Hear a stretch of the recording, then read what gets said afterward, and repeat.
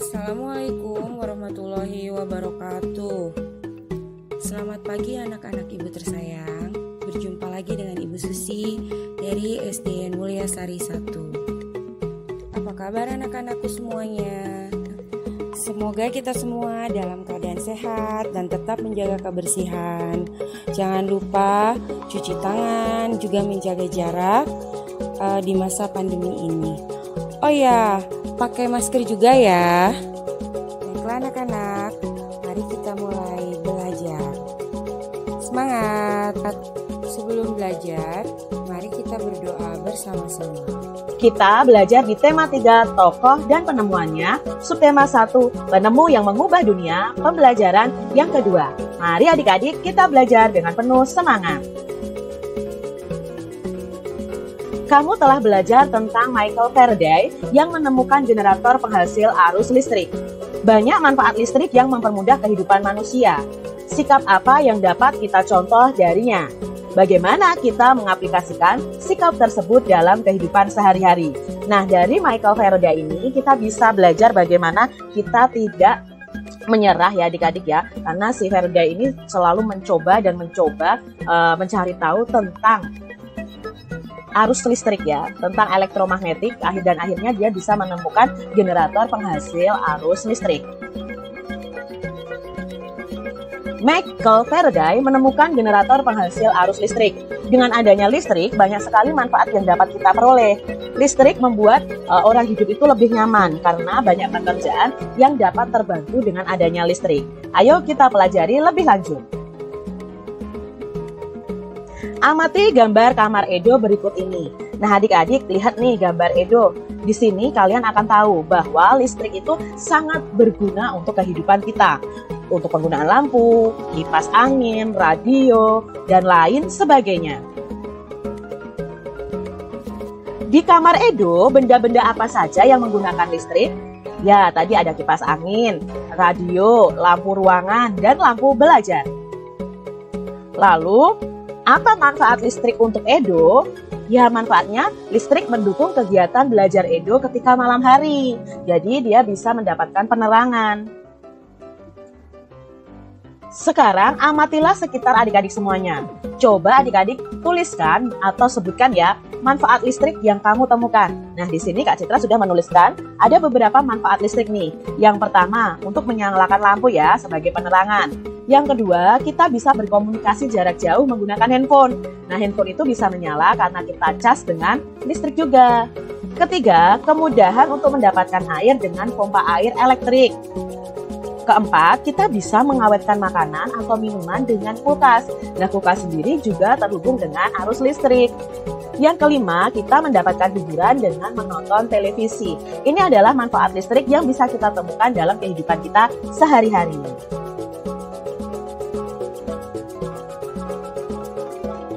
Begitu banyak manfaat listrik bagi kehidupan kita. Dengan adanya listrik, kita dapat menonton televisi, menyalakan radio, menyalakan lampu, dan lain-lain. Kalian pasti pernah mengalami pemadaman listrik adik-adik. Apa yang kalian rasakan saat itu? Ya adik-adik ya, saat pemadaman listrik, sekarang kita nggak bisa berbuat apa-apa. Kita nggak bisa belajar, kita tidak bisa menonton televisi, dan untuk melakukan kegiatan yang lain itu kita terganggu. Ya, kamu berhak mendapatkan manfaat dari listrik. Dengan adanya listrik, kita dapat menonton TV, menyalakan radio, dan menyalakan lampu. Itu adalah hal-hal yang kamu berhak lakukan. Apa itu hak? Ayo kita pelajari lebih lanjut. Perhatikan gambar-gambar berikut ini. Apakah gambar berikut menunjukkan seseorang yang telah mendapatkan haknya? Nah, kita diskusikan bersama-sama adik-adik. Hak itu adalah sesuatu yang kita peroleh setelah kita melaksanakan kewajiban. Yang pertama, gambar pertama ya, apakah dia sudah mendapatkan haknya untuk memperoleh pendidikan? Iya, dari gambar ini kita tahu bahwa anak ini sudah mendapatkan haknya memperoleh pendidikan. Gambar yang kedua, apakah anak ini sudah mendapatkan haknya untuk menyampaikan pendapatnya? Ya, ini sudah mendapatkan haknya untuk menyampaikan pendapat. Adik-adik juga punya hak nih untuk menyampaikan pendapat kalian baik di rumah maupun di sekolah. Gambar yang ketiga, Apakah dia sudah mendapatkan haknya untuk memperoleh hidup yang aman? Nah, di sini ada anak yang sedang diejek temannya. Nah, ini tidak boleh adik-adik, berarti anak ini belum mendapatkan haknya untuk memperoleh hidup yang aman. Ini jangan kalian lakukan ya adik-adik. Yang keempat, apakah dia sudah mendapatkan haknya untuk memperoleh kasih sayang? Dan di sini ya, si anak sedang belajar tapi orang tuanya sedang sibuk nonton televisi, bermain handphone. Nah, menurut adik-adik, apakah ini sudah mendapatkan haknya? Belum ya adik-adik, dia belum memperoleh kasih sayang dari orang tuanya. Orang tuanya malah sibuk sendiri. Jadi ini belum mendapatkan haknya memperoleh kasih sayang. Sekarang adik-adik bisa mencari contoh hak dalam kehidupan sehari-hari. Nah, kalian bisa tuliskan hak di rumah apa, hak di sekolah apa, dan hak di tengah masyarakat itu apa saja. Nah, di sini Kak Citra sudah berikan beberapa contoh. Misalnya hak di rumah itu mendapatkan makanan dan minuman, mendapatkan kasih sayang, mendapat uang jajan, hak kita bermain, hak kita tidur ya. Kalau di sekolah, hak kita itu yang harus kita peroleh mendapat ilmu, hak kita bisa membaca buku di perpustakaan, mengikuti kegiatan ekstrakurikuler, kita berhak untuk berteman, kita berhak juga untuk tempat belajar yang layak ya adik-adik ya. Lalu yang hak di tengah masyarakat, itu kita bisa menggunakan jalan umum, berpendapat, membangun rumah, mengadakan acara pribadi, berhubungan sosial dengan orang lain, itu adalah hak kita di tengah masyarakat. Adik-adik bisa tambahkan hak kalian di rumah, di sekolah, dan di tengah masyarakat. Apa saja yang mempengaruhi hak kita adik-adik? Nah, apa saja sih yang mempengaruhi hak kita ketika di rumah, di sekolah, dan di tengah masyarakat? Nah, ini dia ya.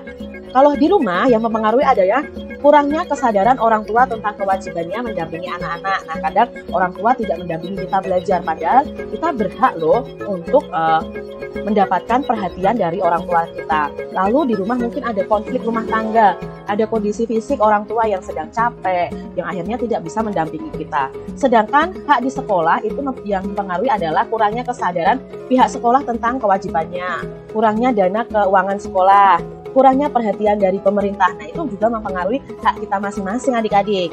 Lalu hak di tengah masyarakat yang mempengaruhi adalah kurangnya kesadaran masyarakat tentang kewajibannya. Lalu terjadi konflik masyarakat, terjadi kondisi fisik yang tidak memungkinkan untuk kita menerima hak, dan status sosial yang berbeda-beda. Nah, itu ya, kita harus belajar bahwa kita tidak bisa memandang orang dari status sosialnya, oh itu si kaya, oh itu si miskin. Itu tidak boleh ya adik-adik. Setiap warga negara Indonesia berhak untuk mendapatkan pendidikan, menyampaikan pendapat, hidup aman, serta memperoleh kasih sayang dari lingkungannya. Hak-hak tersebut sangat dipengaruhi oleh lingkungan terdekat kita. Dari penemuan Michael Faraday, kita dapat memperoleh hak untuk memanfaatkan benda yang menggunakan listrik. Hal itu sangat mempermudah pekerjaan kita sehari-hari. Dari Michael Faraday ini kita juga belajar untuk terus bekerja keras adik-adik dan pantang menyerah. Sikap itu harus kita contoh dalam keseharian kita. Mencontoh dari sikap Michael Faraday ini, teruslah bekerja keras dalam belajar dan menemukan pengetahuan yang baru. Demikian tadi adik-adik pembahasan kita di mata pelajaran tematik kelas 6, tema 3, subtema 1, pembelajaran yang kedua. Semoga video pembelajaran ini bermanfaat ya untuk adik-adik semuanya. Demikian pembelajaran hari ini. Semoga dapat dimengerti. Sampai jumpa pada pembelajaran berikutnya. Assalamualaikum warahmatullahi wabarakatuh.